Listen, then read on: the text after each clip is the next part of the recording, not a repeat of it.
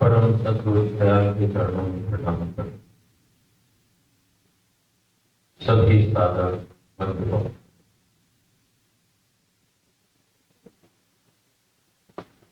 आज हमारे कर्नल साहब ने नया बदल दिया है। बड़ा अच्छा, भी अच्छा। हम सभी साथ भगवान साहब ने वचन और महापुरुषों के जीवन से संबंधित कुछ घटनाओं का वर्णन बच्चियों ने भी बदल लिए सभी। तो सबने हर मार्गदर्शन से अपनी प्रार्थना सद्गुरु दयाल के चरणों में लगाई, अर्जी लगाई। जैसे जिसने लगाई होगी वैसे उसको कबूल तन से मन से कुछ समर्पण हो जाता, तो भाव अपने आप बनता है।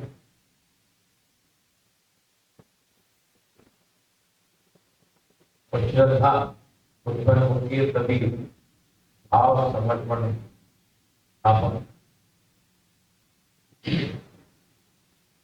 कितना किसके पास है उसका मापदंड अपने को, क्योंकि उसका कोई तौल नहीं है।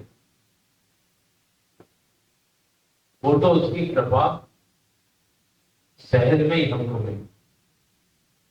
वो तो भाव का भूखा, प्रेम का भूखा। जहां प्रेम वहां वो नियम तोड़ के भी अपने ऊपर कृपा करेंगे।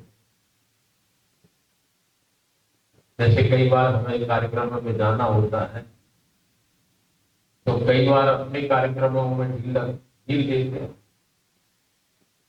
तो जहां प्रेम तहां नियम है, ना ही बुद्ध व्यवहार, दोनों कबहू ना मिले सजनी एक, अंधेरा एक साथ कभी तो अंधेरा ही होगा। उसी प्रकार हम नियम में बंध जाते हैं, तो नियम में बंधने के बाद प्रेम नहीं है। प्रेम एक सहज अवस्था का, सहज व्यवस्था का, जो सहज हो और श्रद्धा विश्वास के साथ जुड़ा, तो निश्चित है वो सच्चा प्रेम। इसको वो कबूल करता है, अपनी कृपा का अनुभव हर क्षण अनुभव में करा। उसकी मौज हर क्षेत्र में मौजूद है। अगर हम मौज पर रहना सीख जाए तो हमारे कई तनाव की स्थितियां खत्म हो जाए।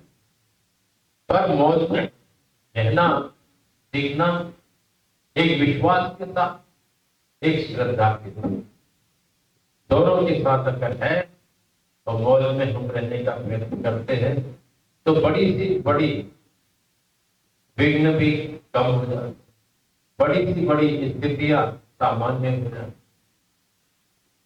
तो हमें उसकी मौज का शुक्रिया अदा करना है। पता नहीं वो क्या लेना चाहता, क्या उसकी मर्जी है और कैसे कर्म कटेंगे, ये बखूबी वही जानता है, हम नहीं जानते। अभी एक वृतांत सुनने में आया है कि भगवान शंकर के, सबको पता है गणेश जी और कार्तिक के बीच दो पुत्र, पर हमारे ख्याल से तीसरे पुत्र के बारे में, पर शंकर जी का तीसरा पुत्र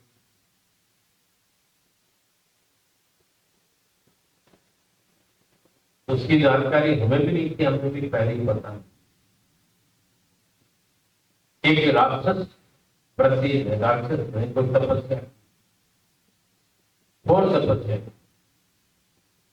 तपस्या तो तपस्या हर पल हर क्षण हम भी उसी से गुजरते हैं, सब लोग गुजरते हैं, लेकिन डामाडोल हो जाते हैं, वहीं पे गड़बड़ हो जाती है। इन कठिन परिस्थितियों में मुस्कुराते हुए गुजरने की जरूरत है। चाहे कैसी भी परिस्थिति हो शहर में, कई कहते हैं अगर कांटा लगा तो दर्द होगा, वो तो होगा, दर्द देगा, उसको कैसे इग्नोर कर दे।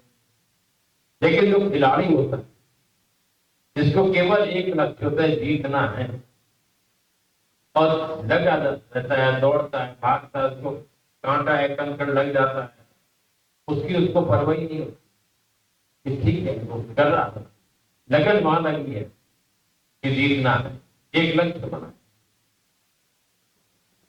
जब एक लक्ष्य बनाया तो उसको पीड़ा महसूस हुई, और जब खेल बंद होता है तो उसका ध्यान जब उस चोट पे जाता है तो पीड़ा होती है। लेकिन परमार्थ में सदगुरु की कृपा के लिए लगन की आवश्यकता, इसमें हार के बैठने की आवश्यकता। हार के बैठ गए तो सब गड़बड़ हो गया। जो है गुरु तत्व, जो नित्य है, शाश्वत है, वो है, ईश्वर है तो है, जड़ में भी है, चैतन्य में भी। या कोई बता दे कि यहां नहीं है तो सब कहेंगे ऐसी कोई जगह नहीं है जहां वो ना हो। जब वो है तो हमें काहे की अचिंत रहने की और अचिंत रहने की दृढ़ता की जरूरत। माता पिता, गुरुजन अगर कहीं क्रोध करते तो उसको भी स्वीकार कर। उनका क्रोध कहीं ना कहीं हमको लाभान्वित करेगा और हमारे साथ और उस मालिक को विश्वास। जब वो सब जगह है तब उसको पता है कि किस कारण से क्या हुआ, ठीक है, कोई प्रारब्ध का संस्कार हुआ करते और सफाई होगी है, तो अपने को हिम्मत की जरूरत है, सहनशीलता की जरूरत है, विश्वास को और दृढ़ करने की जरूरत है ऐसी स्थिति पर। तो भगवान शंकर का दृष्टांत बताया कि राक्षस ने तप किया और उस तप से भोलेनाथ ने प्रसन्न हो गए, प्रकट हो गए। तो भगवान ने कहा कि वर मांगो। तो राक्षस वर मांगते हैं कि मुझे जो आपका अंश हो उसको प्रदान कर मुझे। तो उन्होंने कहा था समय आने पर मेरा अंश मिल जाए। एक दिन कैलाश पर जो पार्वती बैठ गई, पार्वती जी ने पीछे से भगवान शंकर की आंखें बंद की। आंखें बंद करना हुआ, उधर संकल्प हुआ कि इसको अंश देना है, और एक फुट उनकी गोली में शंकर का जैसे हनुमान जी है उसी तरह से गोली निकाल, क्योंकि भगवान शंकर की आंखें बंद कर दी थी इन्होंने, तो वो अंधा सूरदास हो गया। सूरदास होने के कारण भगवान शंकर ने उसका नाम अंधर, और उसको भगवान शंकर ने पार्वती से कहा इसको इनको दे दो, इनके वरदान में कहे। पार्वती जी का पुत्र मुखु के कारण उन्होंने कहा मेरा पुत्र में क्यों दूं? बहुत समझाया, तब अंत तो गत्वा उनके समझ में आया और उस पुत्र को उस राक्षस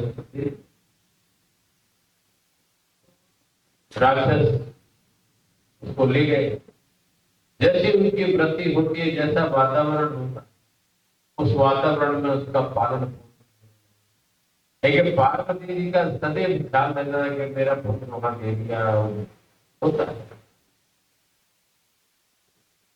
ब्लड रिलेशन में दुनियादारी में भी ऐसा होता है, मोह हो जाता है।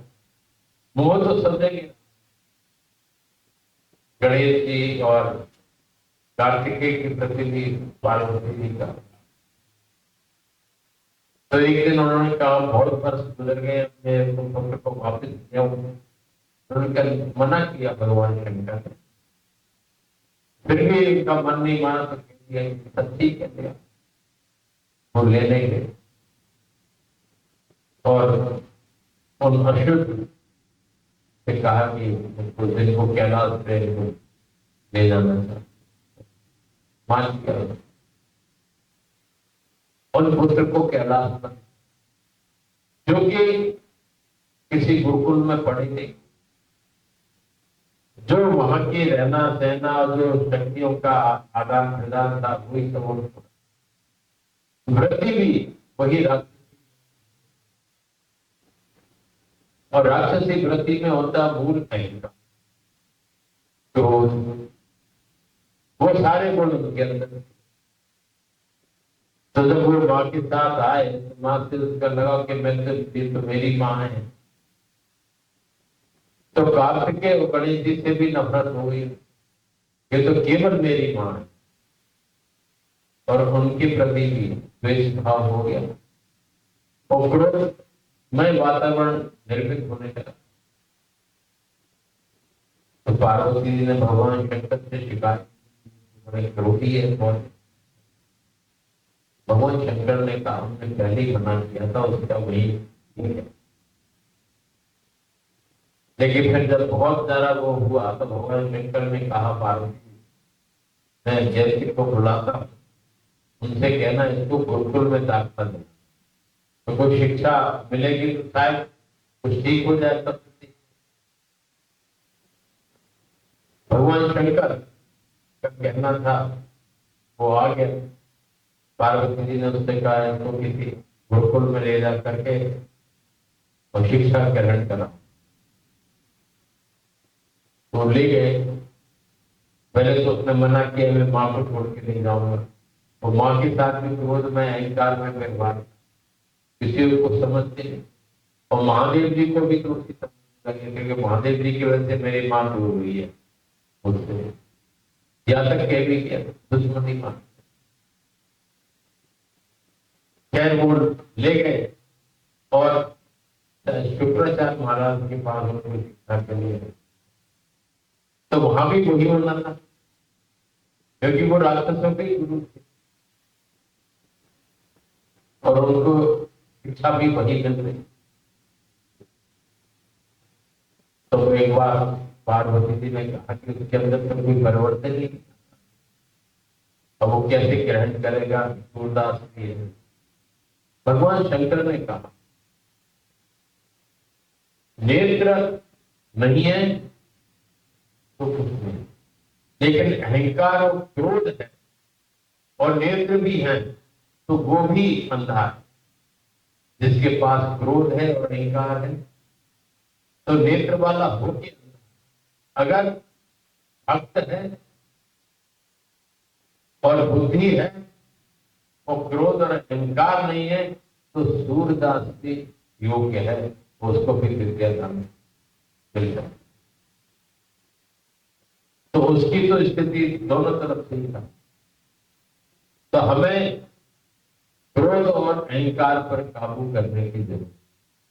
सबसे बड़े झगड़े जो भी कुछ हुए सबके जन्म में अहंकार, और अहंकार के साथ क्रोध जुड़ा। मन की बात नहीं हुई तो बस अहंकार ने अपना प्रभाव डाला और क्रोध आ गया। तो अपने होते हुए नेत्र भी होते हुए भी अपन सूरदास हैं। सूरदास के बहुत बड़े भक्त हुए लेकिन नेत्र ही नहीं था। सब कुछ होते हुए अपने अहंकार और क्रोध सब कुछ छोड़ा, पर उसको अगर पकड़े हुए है वो महात्मा भी नहीं, वो भक्त भी नहीं है, वो साधक भी नहीं है। तो हमें उन पर काबू पाने की बहुत आवश्यकता। जब भी ऐसी स्थिति बने तो नाम से जुड़ो, जब भी ऐसी स्थिति बने ध्यान में बैठो, सदगुरु की कृपा, सदगुरु के पुस्तकों में जो दैनिक जीवन रहा है वो घटनाओं को, तो अपने आप इन पे हम काबू पाए। और बुराई ज्यादा किसी वैसे करना भी नहीं चाहिए, ज्यादा या कम। कबीर साहब इतने बड़े महापुरुष, किसी ने हमारे साथ बुरा भी किया है तो भी हम इग्नोर करके शांति से को प्रचारित माने, क्योंकि वो जानता है वो अवश्य ही समय आने पर सब ठीक करेगा। हो सकता है कुछ शिक्षा उसमें छिपी रहती है, पर निंदक नियरे राखिए आंगन कुटी छवा है, बिन पानी साबुन बिना निर्मल करे। अपने निंदा करने वालों को तो और नजदीक, उन पे अगर धनवार नहीं है तो उनको कुटिया छावा दो कि खुद बुराई करो, बुराई देखो।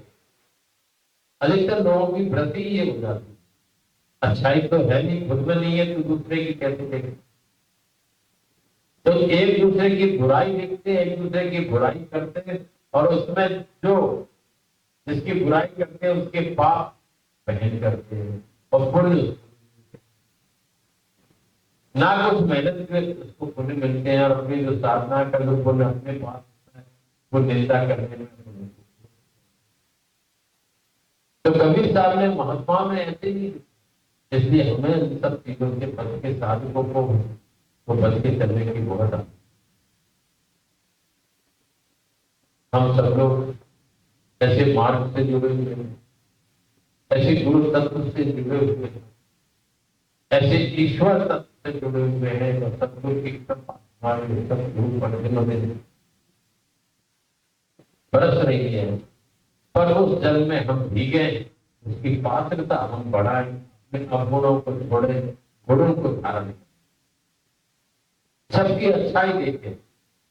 ऐसा कोई व्यक्ति नहीं होता जिसके अंदर अच्छाई ना हो। और विश्वास से बड़ी कोई चीज नहीं।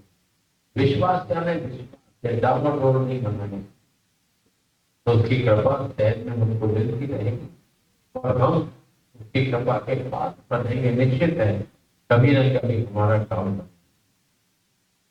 सभी से यही आग्रह है। गुरु पूर्णिमा का पर्व 10 तारीख की गुरु पूर्णिमा, उससे पहले ही हम लोग तैयारी कर कि पाप बने और गुरुदत्त की कृपा हमें भरपूर मिले, ऐसी स्थिति हमारी बनती जाए। तो सबसे यही आग्रह है कि सबके ऊपर उसकी कृपा बनी रहे और सदैव हम सब उसके पात्र बने रहें, ताकि हमारा जो लक्ष्य, हमारा जीवन का मुख्य लक्ष्य है वो हमको प्राप्त हो।